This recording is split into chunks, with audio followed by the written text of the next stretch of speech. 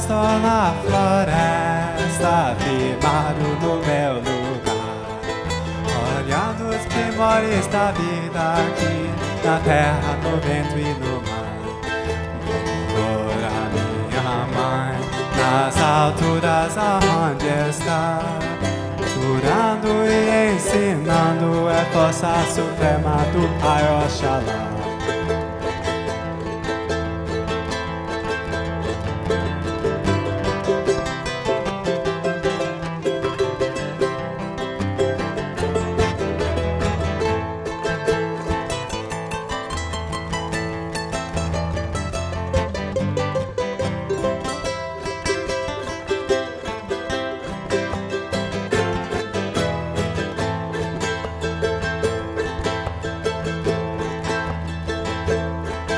Vou vivendo e agradecendo os primores que a vida me dá, o brilho do sol no céu e a beleza da noite de luar.